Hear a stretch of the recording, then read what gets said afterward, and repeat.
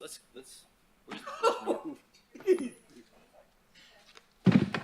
That's what I'm saying. If these people would have had a 3-foot.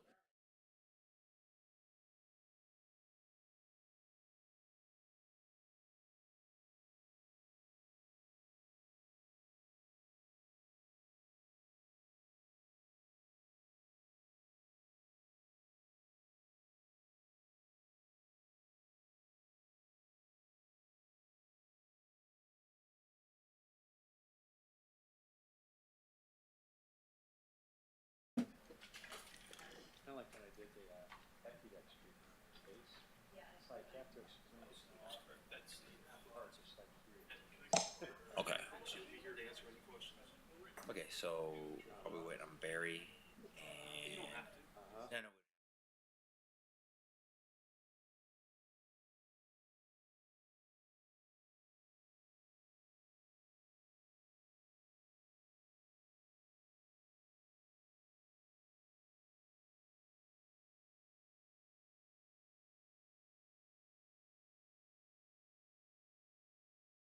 ahead and call the meeting to order. Know there's some traffic downtown, so we'll have probably some late folk wander in, but we're gonna go ahead and get started.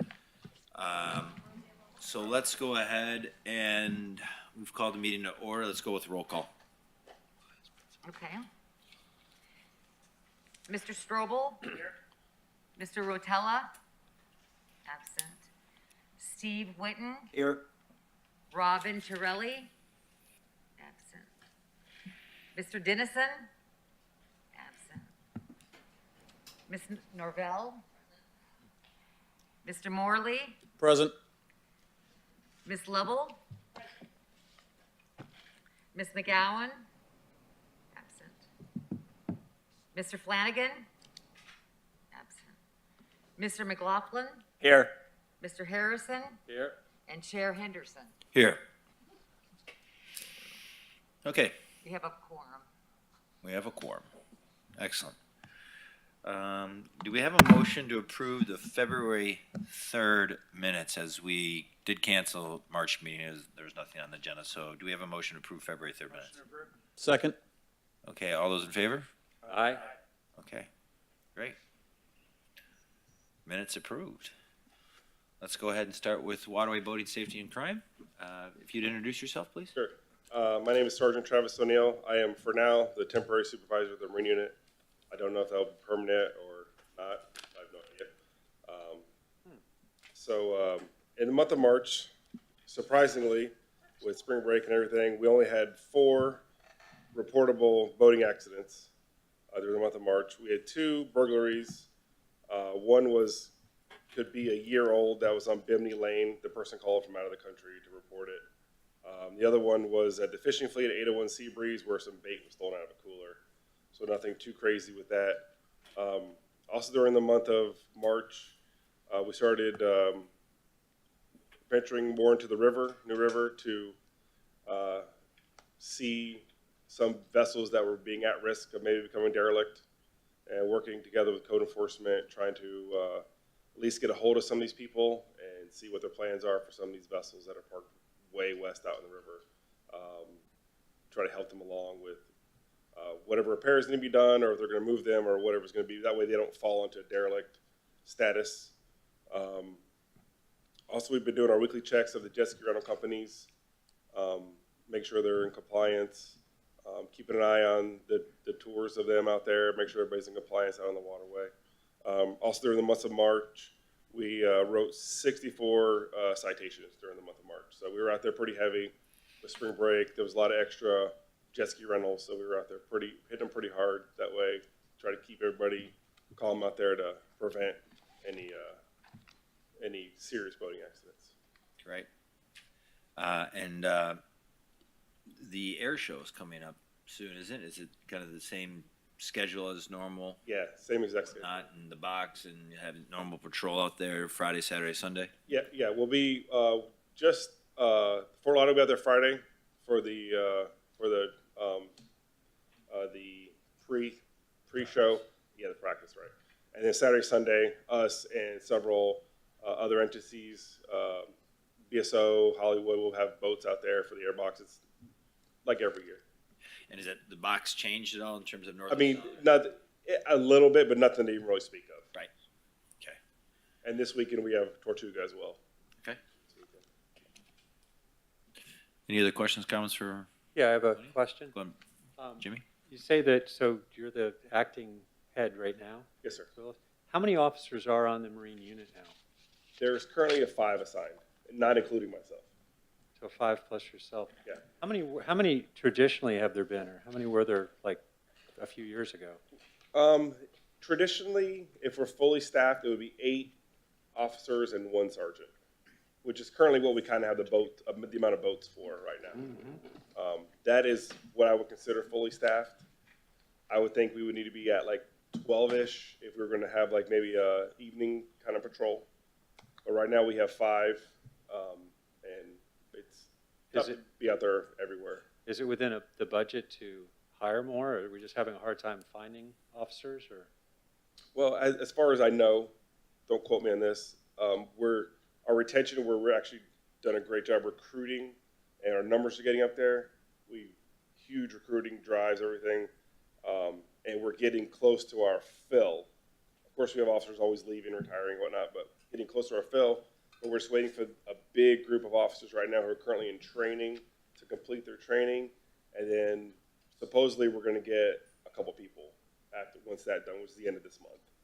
As we're supposed to get 1, 2, hopefully 2. I would love to see more than that, guys, at the end of the month. Okay. Are you able to use any of the MLEG grant? Yeah, we use them at Grant weekly. I would say it averages about 25 to 30 hours a week that guys use, including guys who are Marine certified who will come out and work the grant as well, not just guys who are assigned full time there. So that is used, but with staffing shortages, it's tough to fill all those hours. We just had our MLEG grant meeting today, and we got approved for the same budget for next year. And typically, I think we usually, about 80% of the money is what we usually use, which is they like to see over 70% of the money used. We usually do that as well. Okay.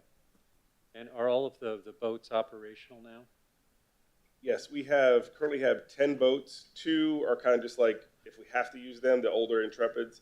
All the Brunswicks are currently right now operational. We do have some that are in need of some engine replacements. They currently run, but we have probably 4 boats with over 3,000 hours on them right now. So we're trying to purchase engines, but the problem, like I'm sure everybody here knows, is getting the engines is our big problem. Like the city has said, we'll go ahead and buy these, but ordering them, we're 68 weeks from delivery. So we're trying to baby these things, probably have to put a couple of new lower units on, that kind of thing, to baby them to the end. Okay, thank you. Sure. Joe, go ahead.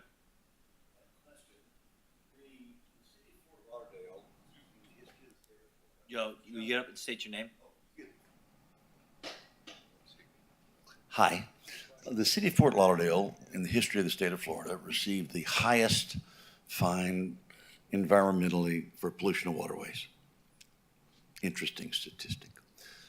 Tell me what method for all of the anchored boats in the 2 primary anchorage areas that you're aware of does the city have for testing boats and what they have in those 2 anchorage areas to see what their method is for holding tanks or not holding tanks?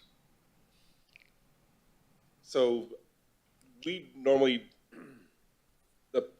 our side of it, don't get involved with those sort of investigations. We usually try to identify the boats that are maybe leaking fuel or wastewater, and then we will refer that information, that investigation, to the Coast Guard. The Coast Guard come out and then start their investigation on that. We will do some inspections, make sure that the wastewater tanks are closed. And how do you test that? Test it?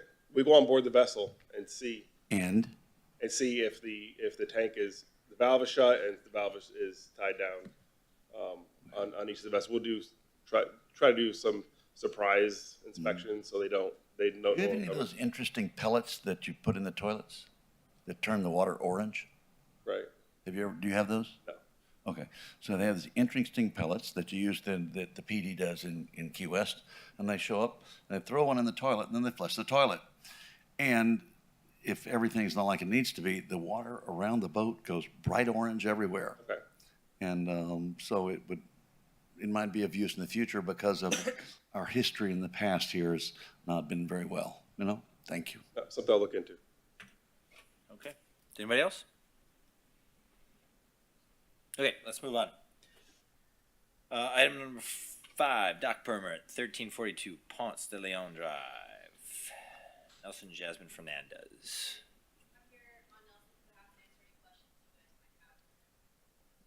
Why don't you pop up and state your name?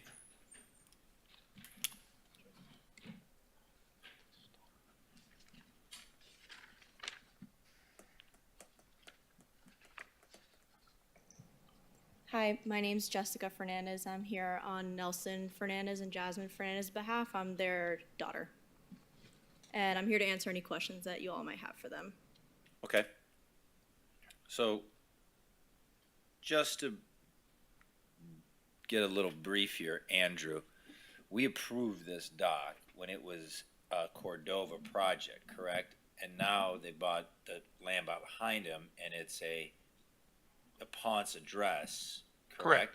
The primary residence, which is tied to the dock, is on the Ponce side, so that when the properties were joined, They've retained the Ponce address. the 915 dock became an appurtenant to the Ponce address. Right, and the dock is built, correct? Yes, Finished, 100%. yes.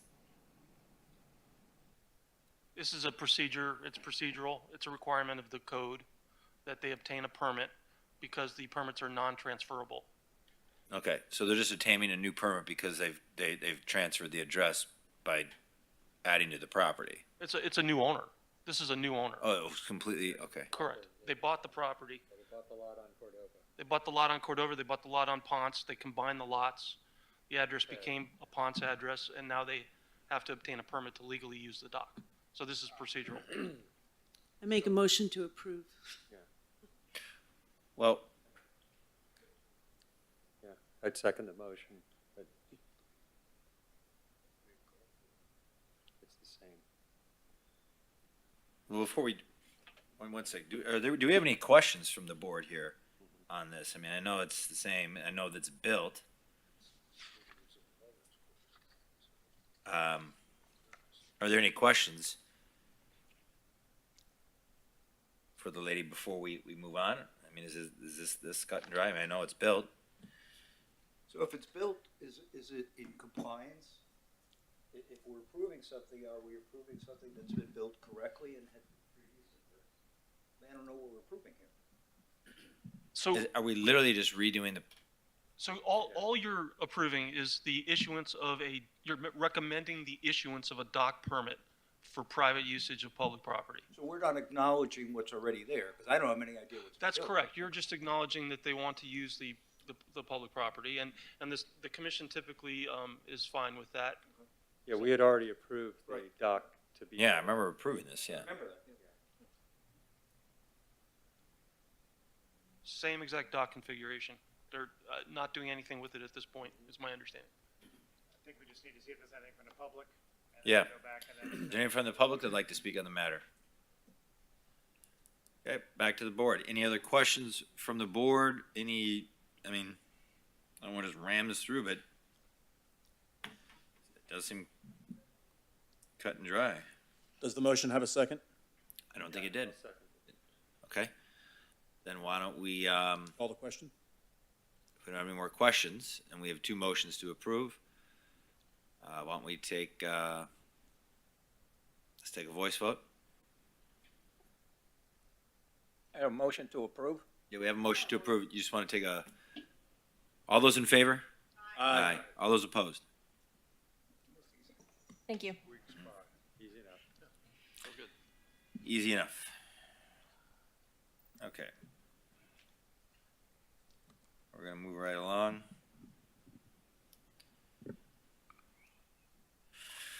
Okay, I believe we have a few things here on agenda number 6, old and new business. Let's start with some old business. Does anybody have any old business I'd like to talk about? I have Andrew. something, Chad. Go ahead. Quickly, I just want to thank you, Grant, for being our chair all these years. This is your last meeting. You turned out.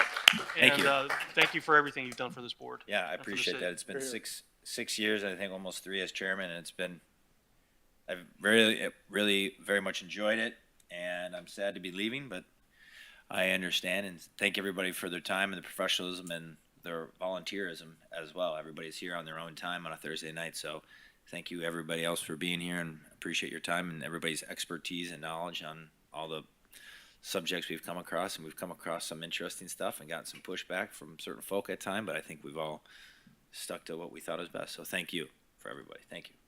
Thank you, Grant. Other old business, we have the ramp. So, Is I- that considered old business? Or? So we do have other old business. Yeah. Other old business. The piece that I was going to bring to the party was that the dock permit for 625 along the New River, that this board voted against 7-4, was at the commission meeting this past Tuesday night, and the commission voted in favor of the waiver. So they'll be able to build 4 or 5 slips, which will enable vessels up to 70 feet approximately to dock at that address. So I just wanted the board to be aware of that.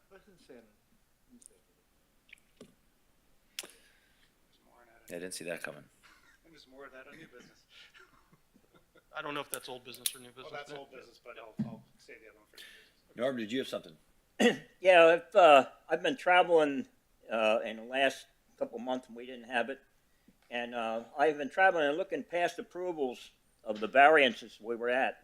And actually, quite a couple of them are quite a few in distance, like they were as far as 2001. There is a couple guys that are on the board now that were on that board. The ones I looked at had a stipulation that there will be a certain size boat on that location.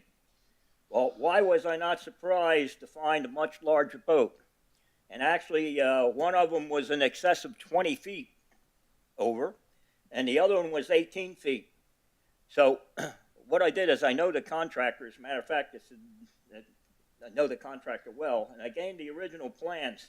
Nowhere on those plans was there any kind of restriction to the size of the boat or anything that that would say that this would be the maximum size that they have. And I found out to the point where if they come in here, like for instance, the commission just approved one for 70 feet. Okay, by putting those floating docks on stuff out over there, there was nothing whatsoever to stop that individual from going all the way out to 40% rule. And what I think maybe the board doesn't understand, you now have to give the other side of the canal or the other side of the river the same as this one. So he's, or she, or whatever, is going out legally to 70 feet, and they can go out as far as 85 feet and block into the 40-foot channelway, and nobody's going to say anything about it. The Marine Patrol or anybody else doesn't have any jurisdiction whatsoever because there's nothing on there that restricts the size that the boat you can put in there. And one of them was really unusual because they said that they weren't going to have anything more than an 85-foot boat in there. There's a Westport in there. As far as I'm concerned, Westport is 112 feet. So when I approached them, they said it was only in there temporarily. All right? So whether it's temporary or not, they're docking a 112-foot boat into a slip that was actually permitted by the advisory board, not by the commission. They were permitted for only an 85-foot boat. The other one happened to be a 60-foot boat, and there was an 80-footer in there. Another thing was the walkway at the Icon. I was looking at back in our things, we approved it with a condition there would be a rail, and for safety reasons, because we said this location would be ideal for people to watch the boat parade. And therefore, a rail would not only stop docking there, but it would also be a safety factor for somebody being pushed or shoved off into the water and stuff over there. Well, I got access to the plans for the walkway, and it didn't go down as a walkway, which we suggested. It went down as a dock. And also, there was no railing on the plans. So regardless what we're doing here, and we put restrictions and stuff on it, don't take that to the bank, because for some reason or other, that never gets on to the plans. And, you know, you can make a restriction, whatever it is, but there's nothing. And I think Mr. Harrison and stuff always suggested that with this one that was just approved, that once they get that approval and stuff over there, there is no way that this person can't put an 80 and 85 footer on there and still be within the 40 feet or within the 30-foot clearance. But what they do is they choke the river if somebody across from there decides to do it exactly the same way.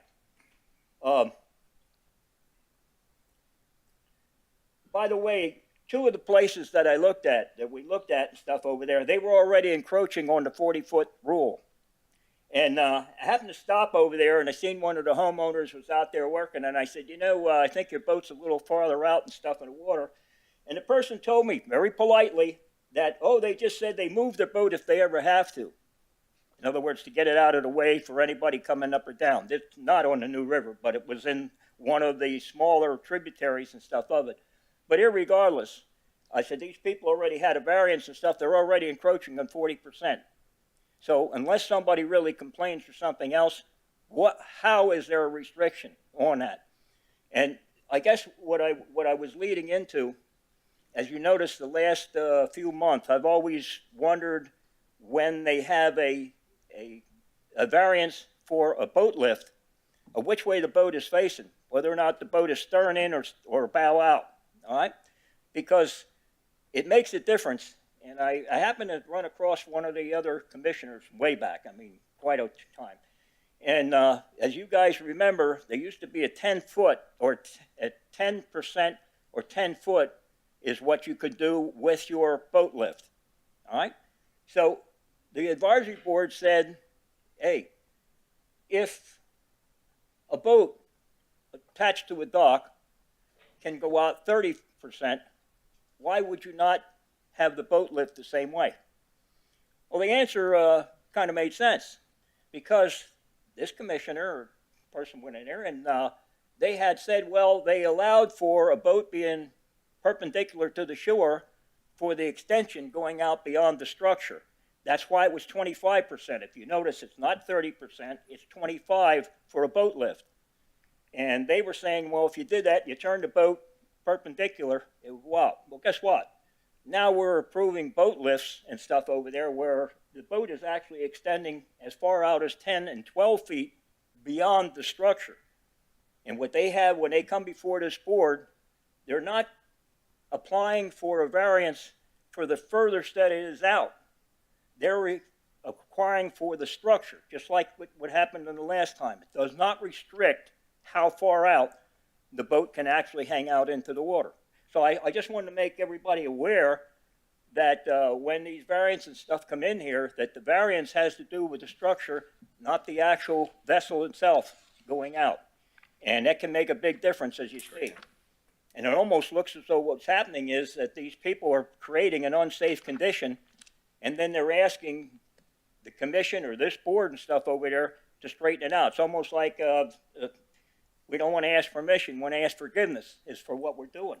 As you know, in this board here, we had one of them just recently over there where a person bought a boat that knew would not fit on their property unless they turned it out perpendicular. When they turned it out perpendicular, it would block the next door neighbors. We rejected that. All right. So I guess the point of stuff is, I said, I think that they need to basically look at the code again, and they need to look at the code as how far out the furthest structure is, whether it's the structure or the vessel itself. So I was looking for some comments and stuff on it. And well, I guess while I'm on it, because then I can get off of it. This question is for Andrew. I noticed at the commission meeting, when this went up for approval, that one of the commissioners stated like, the only approvals that we have, or the only ones that they read, are the ones that we approve, that we don't have any that we do not. And the question I have for you, Andrew, and stuff over there, if a person comes in here and presents their case, for instance, like the 50-foot boat, and it either gets refusal from this board or it gets withdrawn from the participant, right? Does that go to the commission to be read? Do these minutes and stuff that we're doing, do these go to the commission regardless whether it's passed or not? Historically, I don't schedule a rejected item from this board to go to the commission level, but I've been told moving forward that that I am to schedule all of your recommendations, whether it be favorable or negative, for the commission. Well, what I looked at and listening to that, it sounded to me like the only time that the commission reads any of these variants and stuff over there, if it's either refused, because if it does not get on their agenda, I don't think they read it. Because I said, just listening to the commissioner and stuff over there, he even made the statement, I think Ms. Lovell said before, about rubber stamping. And we got that again. We got that rubber stamp deal again because he said the only reason that the board disapproved this one and it went to the agenda was because that there was a difference between past and thing. But if they said usually they just rubber stamp everything, approval. Well, it sounds to me like the only ones that the commission really reads are the ones for approval, not the ones that we rejected in here. Yeah. I went to Mr. Glassman's Monday meeting just to answer any questions for him. He's my commissioner, and he made that comment. He says, wow, you guys are actually turning one down, so I guess I should agree with you, and he did vote against it, along with Mr. Sorensen. Right. I said they voted against it, but it gave me the indication when I was listening to it that the only ones that they read are actually the ones where there is controversy on it. If there wasn't anything, then we're just accused of rubber stamp and everything, and most of them were like the ones we had tonight, were cut and dried, because we're actually replacing something that was there at one time. So they go through there, so the commission looks and said, we rubber stamped that and everything else. But they don't, it doesn't seem like the ones that we reject, that it's withdrawn by the person, or that they decide not to send it to the commission because we failed it, that the commission doesn't read any of those. And that's why I was asking Andrew whether or not that actually goes before the commission if a person withdraws their complaint. Historically, not. Definitely not if it's withdrawn or if I recommend revisions and tell them to come back. That's correct. On that same topic, Commissioner Glassman was very appreciative that I was on his call. I answered some questions for him, and so if we ever have that, jump on those Monday calls or go to the other ones. It was very, it was nice to be able to communicate with him and answer his questions before he gets in here in a 5-minute period of time where they approve or disapprove. So I guess I said what I'm saying is I don't know whether that this board needs to make a communication to the commission. In my opinion, I can't speak for the rest of you, but in my opinion and stuff over there, they need to change the code to the furthest out, whether it be the vessel or the structure and stuff, and to limit it to that amount and stuff over there. Because I went to look at them and I could not believe how far out these things were out in the waterway. And I said, so when I went back and I looked at some notes and stuff that I had from, I mean, I'm going back 15 years, and looked at these things, these boats, very few of them complied with where the boat was, because over a period of years, the boats have gotten longer, and they just put another boat in place. Never changed, never came back for any kind of other variance, and they didn't have to because the structure didn't change. That's basically all I have to say. Norm, the boat can't go further than the 30%, regardless of where it's on a But lift or not. in the case of the one from this week, 30% is a long distance, like it's 260 feet or something, so it's out there 90 feet or so, which would be very difficult to get between here and the marina. I think he Marina's was obviously referring to compliant, they don't let boats anybody on, go past, but- boats on a lift. Yeah, That's exactly. what it is. There's a boat right on the other side of Davie Boulevard when you're going, it's on the west side of Davie Boulevard. And it used to be a small boat in there when they got the variance from there. Now the boat going out of there, you have to make one heck of a turn with a barge in order to make that turn at Davie Boulevard there, because that boat sticks out far. But the structure, the variance and everything complies with that. It's just that the boat got bigger and stuff over there, and the boat sticks out beyond where that is. And they keep blocking the river and stuff over there, and I said, I guarantee you that the marine industry going west is going someplace else. Norm, that's a code thing. Norm, that's a code issue. The code should step What? in there. If you can get me an address, I'll report it to code so that they'll have it checked out to see if the vessel's compliant. But what he's talking about around Davie, when you go through the bridge, Yeah, I there's know. only a small period, but on the other side of the bridge, it's so wide, so it's probably not against the 30%. You know, that's what I'm talking about, right? Where it's so wide on the other side of the bridge, but it's blocking the bridge access because The they're angle that you coming, have to approach. exactly, the bridge is way west, and the waterway is wide on the east side. So when you do the math, they're in perfect compliance, but it's becoming to the point where they're blocking the waterway. No. Okay.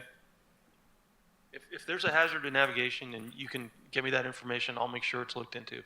I will. Okay, thank you, Norm. I have a question of the police officer. Sergeant. Go ahead, Barry. Sergeant, has there ever been any discussion within the department that questions the authority that you all have on the New River to issue citations because the city does not own the bay bottom? As far as I know, if it's within the city of Fort Lauderdale jurisdiction, we're able to write tickets in any waterway in there. Well, one of the speakers on behalf of the applicant last night, or Tuesday, I guess, questioned whether the police have the authority to enforce or issue citations because they didn't own the bay bottom. And none on the commission picked up on that. That would be to me like telling you guys, okay, you can't go on A1A because that's State Road A1A or State Road 84 or Yeah. any number of places. And it just, that's, I think. You do realize in the state of Florida, I believe, correct me if I'm wrong, that you are an officer in the entire state. All Yeah. police officers are statewide officers, so there should not be any issue at all. Yeah, correct. We have gone over, with the Marine Unit, our basic boundaries with our legal advisor for the department. So anywhere within the city and then offshore, it's 3 miles Right. or the western side of the Gulf Stream, whichever's further. Well, that was kind of. I mean, I've written tickets in the river and never had a problem before. Thank you for that, by the way. They need a lot of help. It's not easy doing it in there. It's not easy hooking up to a boat in there, but. I know, it's ripping. It's a shame, but it is what it is. Anybody else? Joe, do you want to speak? Different subject, can we bring up another subject? Yeah, Still old business. we're still on old business. Yeah, go ahead. Thanks a lot, Ed. I'd like to thank Ed Strobel. He's made a lot of efforts about the current boat ramp situation, how to improve it. There's a lot of work to be done there.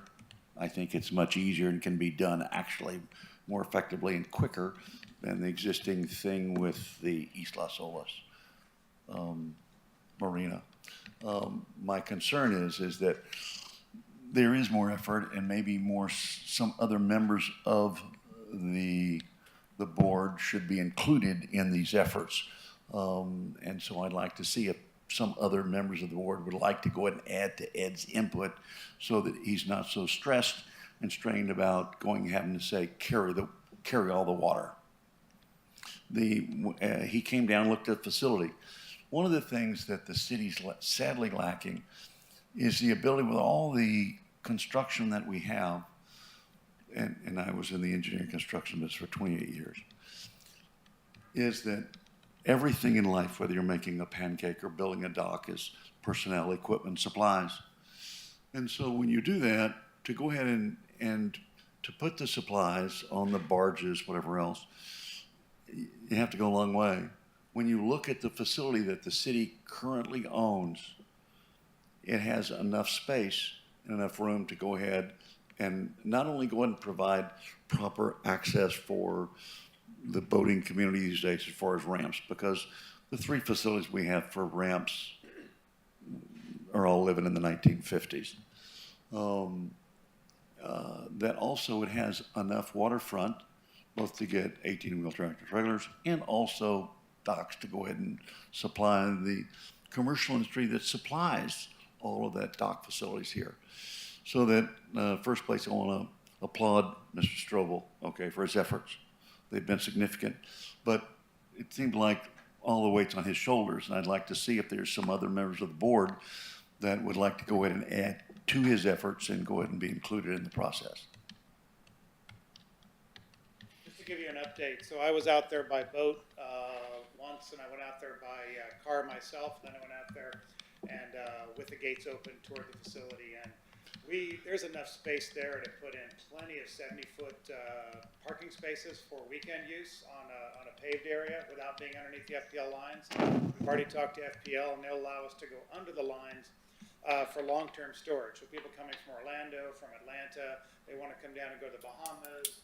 Some revenue to be made for the city. At the same time, it's a great place. They don't have to get down the new river or down the intercoastal or anyway. Basically, you're right around the corner from the inlet. You can go to the Keys, you can go to Miami, and there's plenty of space for at least 2 or 3 ramps. So just the other day, since the last meeting, I've seen 5 boats at Cooley's stuck. Big trailers. They can't make it over, and they're teeter-tottering on the side, and had to scrape the trailer going through. No issues doing that. Plenty of space for a couple of ramps, maybe 3 ramps, and plenty of storage for daytime use, and enough storage for another 100 boats or more if you wanted to for long-term storage, overnight storage for the Bahamas. And no issue on the waterway side. I came right up to it on the boat with my 31, and no issue as far as putting the boat out there and blocking traffic. It's wider than the current Cooley's area and definitely wider than 17th Street, and I'm not sure the third one. Oh, definitely. Well, you can't get a big boat into George English. Anyway because the bridge dies. So I think it's worthwhile to take a look at. I did talk to the head of parks. They're interested in talking about it, but it just needs some pushing along, and eventually I think we need to send something to commission, basically letting them know that this is what we'd like and see if they can act on it. I've been out there as well, and there's no fixed bridges. It's right off 595 and 95 and US 1, so trailing the boat through town is not an issue. You've got more water than you can dream of because there are big boats up that way. And again, there's no fixed bridges. You go through the Daney Cutoff. There's no river to run, and you go left or right, north or south, and you're boating. And the neighborhood thing I didn't talk about, but I mean George English has kind of got decent access, but they're small boats. The other 2, you got to go through neighborhoods. One of them is my neighborhood, and luckily it doesn't go down my street anymore.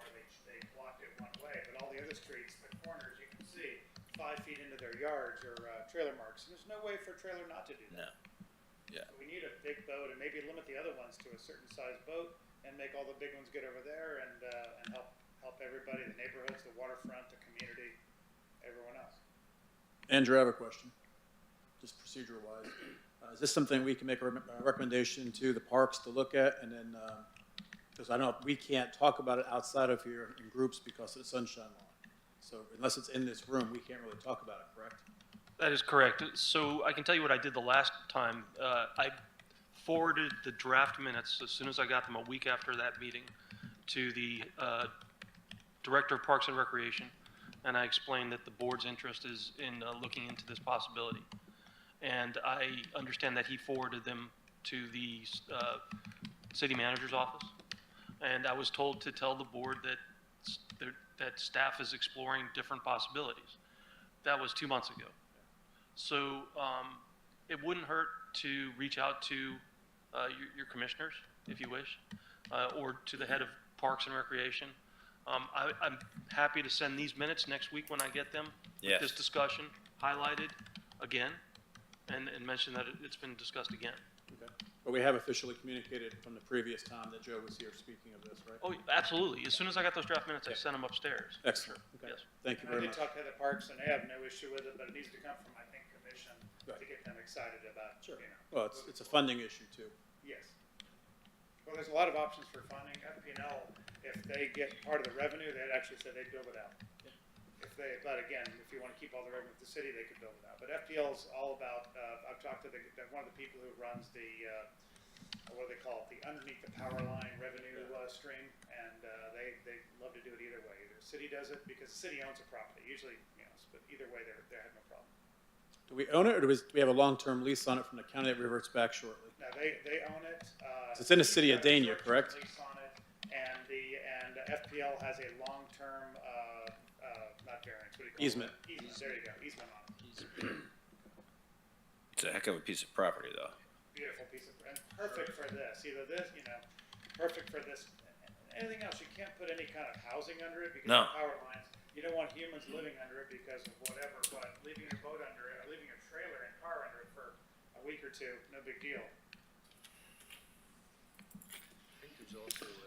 So the question is that with Mr. Strobel's tremendous efforts he's made in the past, and I thank you for that, who can be along to help along the effort on the board? I think we need somebody that understands the construction efforts that are required in the city.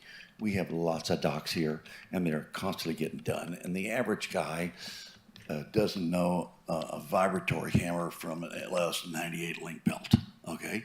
And so we need somebody that has a commercial, industrial construction background that can say, okay, we have this big piece of property, we got 330 feet of dock space, we got 18 foot of depth at the water, we can turn a barge sideways, we can bring an 18-wheel tractor trailer full of piling in there, okay, whatever else, we need that kind of guy.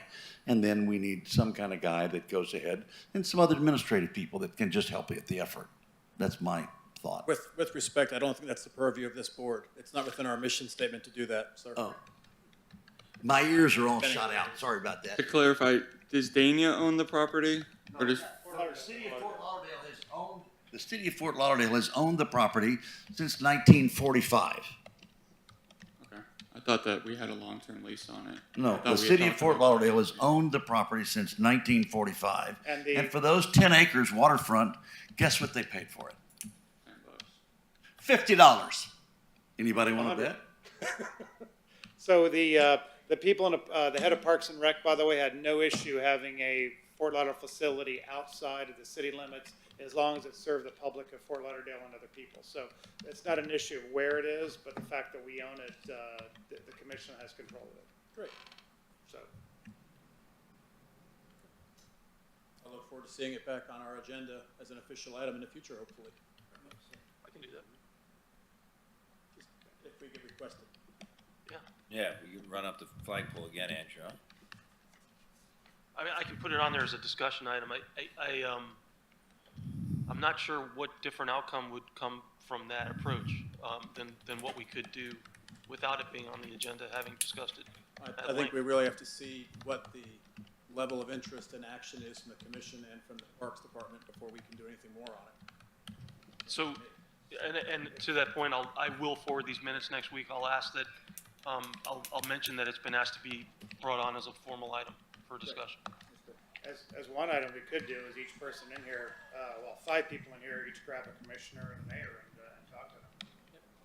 Yeah. If anyone, wants to volunteer on who they want to talk to, I've already mentioned to Steve, but I can talk to him again about it. Everybody. Does it make sense to approach Dania? Because it would obviously benefit them as well. Not yet, but we own the property, our city owns the property, so, when it comes to funding it, maybe they want to co-fund it, but right now, I think it's really a matter of, do they want to use it for this, do they want to use it for something different, or they want to use it for nothing at all? So I think getting our commission behind it would be key. Yeah, I don't think anybody's against it. It's just like he said, I mean, Right. even trying to build a McDonald's is a nightmare, so trying to do something like this would be. Well, it's just a matter of getting, the Parks and Recreation people absolutely know how to do this. They do this every day. I mean, they're experts at it. Same with Andrew's group working with marina type facilities. So it's just a matter of getting the commission behind it so they tell the Park Service what to do, and then the Park Service has experts to do this kind of thing. We don't need to get involved with, heavy construction. We just need to let them know, hey, this is a good idea, and they do it all. And to further your point, perhaps if each one of us spoke to the commissioner that appointed us to the board as a means of communication, that be allowed? Certainly. Perfectly legal, yeah. So that'd be a great way to get the communication off back to the commissioners from us. We've all been appointed by different people, so it makes sense. And it's probably good for each of us to be talking more to our commissioners after this week. Absolutely. Yes, I agree with that. A according to the BCPA, the city of Fort Lauderdale does own the property, but it's in Dania Beach. Yes, that's why, but the Park Service had no problem with City of Fort Lauderdale owning property, putting a facility in a different city as long as it serviced the Fort Lauderdale community as well as the rest of the county. It's a revenue producer, so they can make money anywhere they own it. Chris, does that show what the current zoning is on that property? Is it zoned Parks and Rec, or is it something else? It is Parks and Recs? Perfect. Good. Thank you. Thank you, Joe. Okay. Any other new or old business? I've got one piece of new business. I'm giving these out to a few people. You're on it, right?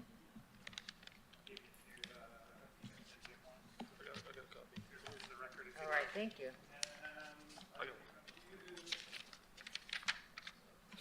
I think today's my end of my fifth year.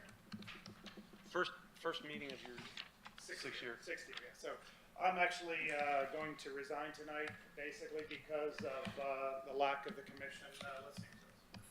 What happened on Tuesday hit me hard, and I don't feel it's a good use of my time. So I just want to put that out there. Thank you, guys. I appreciate everything. It's been a great 5 years, and hopefully this will maybe let the commission see a little bit more about what's going on, and the fact that there's so much talent in here, so many experts in here that understand the waterway, understand boating, understand the industry, and that they need to listen to us more. That was a huge slap in the face. The last few other ones too, not listening to us on a few other things, like the bridge versus the tunnel. It never mentions any of those things. So hopefully you guys can use this and maybe get some more guts behind this, because there's so much talent in this room, but so much knowledge. Well, Ed, we all appreciate your time. You've been an instrumental part of this board. Your professionalism has been great. Your knowledge, you'll be missed on the board for sure. But we thank you for everything. I can understand your frustration as well. And again, this is a volunteer job. Absolutely. And when you feel like your voice is not being heard, I totally understand that frustration. I share that with you. So I understand, but you'll be missed. So thank you very much for your time. Thank you, Ed. Thank you, guys. Appreciate Very it. much. It's been a It's been a great time. pleasure, honor. Pleasure and honor, sir. So Andrew, there's some spots to fill.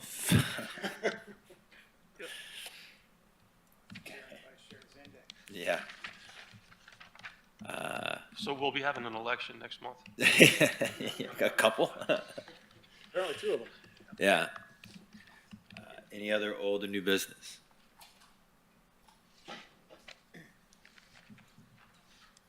John, is that you or? Oh no, you're just getting up to. Chair, Okay, make a if motion to there's- adjourn? Yeah, do you have a second? Second. All those in favor? Aye. All right. Thanks, everybody.